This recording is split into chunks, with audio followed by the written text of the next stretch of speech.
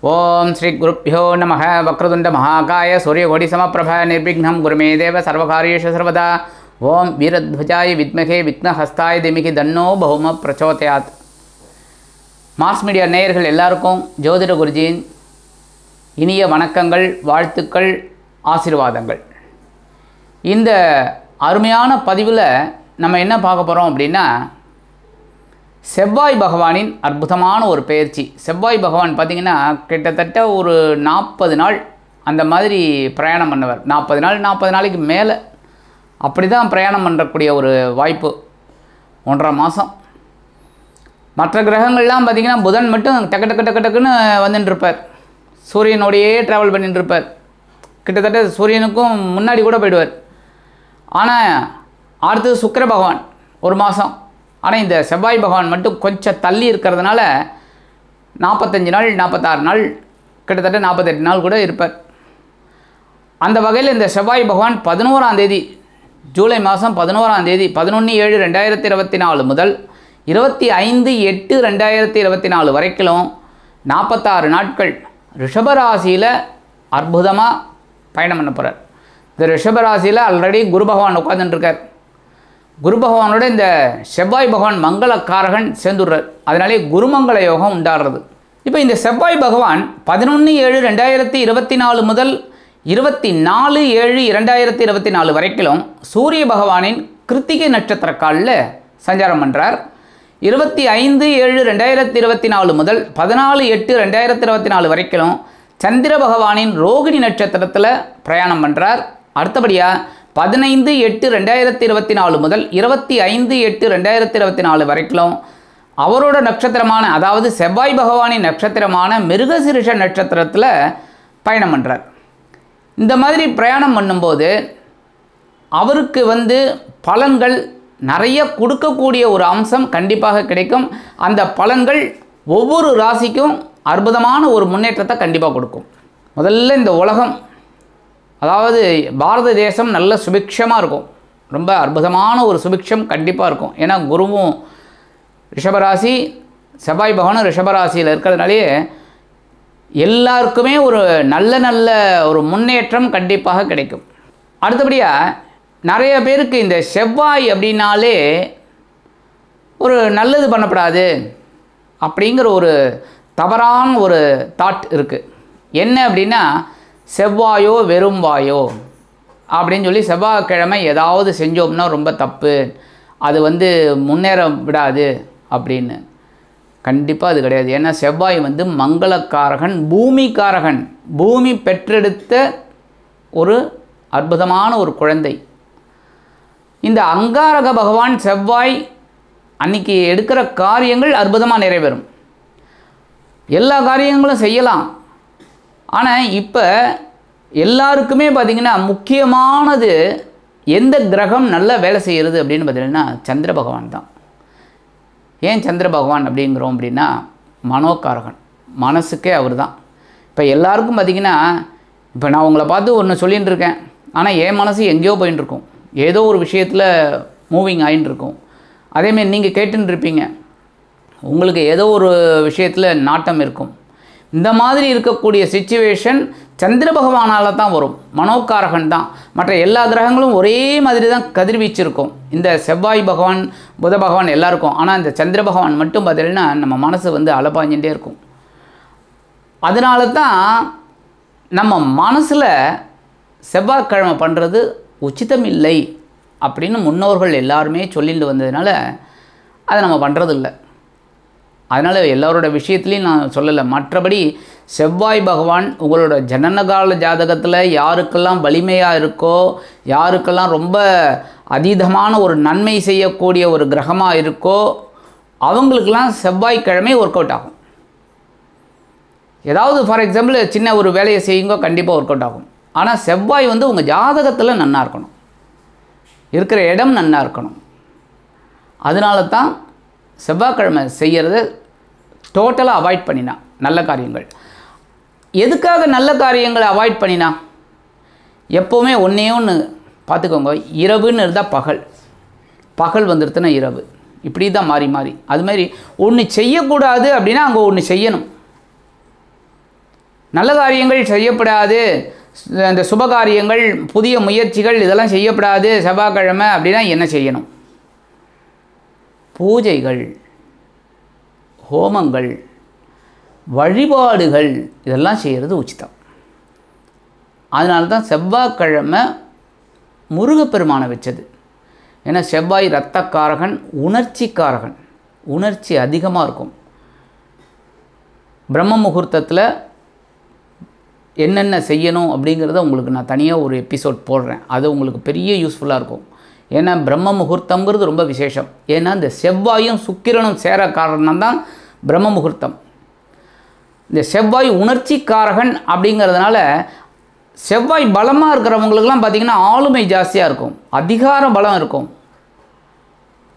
அந்த வகையில் இந்த செவ்வாய் பகவான் இப்பொழுது ரிஷபராசியில் சுக்கிர பகவானின் இடத்துல பெயர்ச்சியாகி அவரோட சஞ்சாரம் எந்தெந்த கிரகங்கள் அப்படியே போகிறது, எந்தெந்த நட்சத்திர சாரத்தில் போகிறது அப்படின்னு பார்த்தீங்கன்னா, முதல்ல கிருத்திகை நட்சத்திரம் சூரியன், அடுத்தது ரோகிணி நட்சத்திரம் சந்திரன், அடுத்தது மிருகசீஷம் அவரோட சொந்த நட்சத்திரம். ஆக மூணுமே அவருக்கு நட்பு, சூரியன், சந்திரன், செவ்வாய். ஆக இந்த நட்பான கிரகங்களின் நட்சத்திர சாரத்தில் இந்த செவ்வாய் பகவான் பிரயாணம் பண்ணுறது ரொம்ப விசேஷமான பலன்களை எல்லாருக்குமே கொடுக்கும். அப்படின்னாலும் சில ராசிகளுக்கு அபரிமிதமான ஒரு பலன்களை கண்டிப்பாக கொடுக்கும். இப்போ இந்த பதிவை பார்க்குறவங்க நம்ம சேனலை சப்ஸ்கிரைப் பண்ண அத்தனை இனிய நெஞ்சங்களுக்கும் எங்களோட நன்றிகள். அதே சமயம் சப்ஸ்கிரைப் பண்ணலையா பண்ணுங்கோ. நிறைய பேர் பண்ணிட்டுருக்கீங்க, அது ரொம்ப பெரிய பாக்கியம். அதே மாதிரி சப்ஸ்கிரைப் பண்ணுறதோடு இல்லாமல் இந்த பதிவை ஃபுல்லாக பாருங்கள், ஸ்கிப் பண்ணாமல் ஃபுல்லாக பாருங்கள். ஏன்னா அப்போ தான் உங்களுக்கு என்ன அப்படின்னு தெரியும், பரிகாரம் என்ன பண்ணினா ரொம்ப விசேஷம் அப்படிங்கிறத பற்றிலாம் உங்களுக்கு தெரியும். ஆக ஸ்கிப் பண்ணாமல் ஃபுல்லாக பாருங்கோ, கமெண்ட் பண்ணுங்கோ, முக்கியமாக லைக் பண்ணுங்கோ. நீங்கள் கொடுக்குற லைக் எங்களுக்கு பெரிய உத்வேகம். நிறைய பேர் இந்த தினப்பலனில் நிறைய பேர் லைக் பண்ணுறீங்க, எங்களுக்கு ரொம்ப ஆச்சரியமாகவும் இருக்குது, சந்தோஷமாகவும் இருக்குது. அதனால் நீங்கள் எல்லாருமே எல்லா பதிவையுமே பார்த்துட்டு லைக் பண்ணுங்கள் கண்டிப்பாக. அதே சமயம் உங்களுக்கு நிறைய புதுவிதமான ஒரு பதிவுகள்லாம் வந்துக்கிட்டே இருக்குது. நீங்கள் பார்த்து ஒன்று ஒன்றா நீங்கள் பலன் அடையலாம், அடுத்தது பயன் அடையலாம். பலன் பயன் ரெண்டுமே உங்களுக்கு ஆட்டோமேட்டிக்காக கிடைக்கும். ஆக இப்போ இந்த செவ்வாய் பகவான் ரிஷபராசியில் இருக்கிற போது ஒவ்வொரு ராசிக்கும் என்னென்ன பலாபலன்களை கொடுக்க போகிறார் அப்படிங்கிறத பற்றி நம்ம இப்போ தெரிஞ்சுப்போம். இப்போ நம்ம இந்த பதிவுக்கு போகலாமா? எனதருமை மகர ராசி நேயர்களே, இந்த பதிவில் நம்ம என்ன பார்க்க போகிறோம் அப்படின்னா, அற்புதமான செவ்வாய் பகவானின் பெயர்ச்சி. செவ்வாய் பகவான் என்ன அற்புதம் அப்படின்னு நீங்கள் கேட்கலாம். ஆனால் உங்களுக்கு அற்புதம் அது. இந்த செவ்வாய் பகவானின் பெயர்ச்சி உங்களுக்கு அதி அற்புதம்னே சொல்லலாம். யோகத்தை கொடுக்க போகிறது, உங்களுக்கு யோகத்தை கொடுக்க போகிறது. என்ன யோகம் அப்படின்னா, இந்த செவ்வாய் பகவான் உங்களுக்கு சுகாதிபதி, லாபாதிபதி, சுகம் பாக்கியாதிபதி அப்படி இருந்தாலும் ரொம்ப விசேஷம். சுகம் லாபாதிபதி ரொம்ப விசேஷம். சுகத்தை அனுபவிக்கணும்னு உங்களுக்கு பகவான் எழுதியிருக்கார். செவ்வாய் பகவான் உங்களுக்கு அனுகூலத்தை கொடுத்துட்டே இருப்பார். மகர ராசியை சேர்ந்த அன்பர்கள் ராசிநாதன் சனீஸ்வர பகவான்ங்கிறதுல உழைப்புக்கு அஞ்சவே மாட்டீங்க, உழைப்புக்கு அஞ்சவே மாட்டீங்க. நேரங்காலம் தெரியாமல் உழைக்கிறவங்க நீங்கள் தான். ஆனால் சின்ன வயசில் எவ்வளோ உழைச்சிங்களோ அது பெரிய பாக்கியமாக உங்களுக்கு ஒரு ஏஜுக்கு உங்களுக்கு கண்டிப்பாக திரும்பி வரும். உட்காந்து கால் மேல் கால் போட்டு உட்காந்துருப்பீங்க, அந்த மாதிரி அப்போவும் நீங்கள் உழைப்பீங்க. ஏன்னா சனீஸ்வர பகவான் உங்கள் ராசிநாதன். உழைப்பு ஒன்று தான் உங்களுக்கு தாரக மந்திரமே. அதனால தான் உங்களுக்கு ஒரு உயர்வு. அந்த வகையில் சுகாதிபதியும் லாபாதிபதியுமான செவ்வாய் பகவான் இதுவரைக்கும் உங்களுக்கு சுகஸ்தானமாகிய 4ஆம் இடத்துல இருந்துட்டு ஆட்சி அமைச்சு உங்களுக்கு சில நன்மைகளையும் கொடுத்தார், சில குழப்பத்தையும் கொடுத்தார். சொத்து விஷயமாக சில குழப்பங்கள், வருமானம் விஷயமாக குழப்பங்கள் எல்லாமே கொடுத்தார். ஆனால் இந்த வெளியூர் அல்லது வெளிநாட்டு பயணங்கள் இதெல்லாம் ரொம்ப அற்புதமாக இருந்தது. உங்களுக்கு சில விஷயங்கள்லாம் நல்லபடியாக நடந்தது. அதேமாதிரி உற்றார் உறவினர்கள் ஆதரவாக இருந்தார். எடுக்கிற காரியங்கள் உங்களுக்கு ஓரளவுக்கு ஸ்ரத்தையாக சந்தோஷமாக இருந்தீங்க.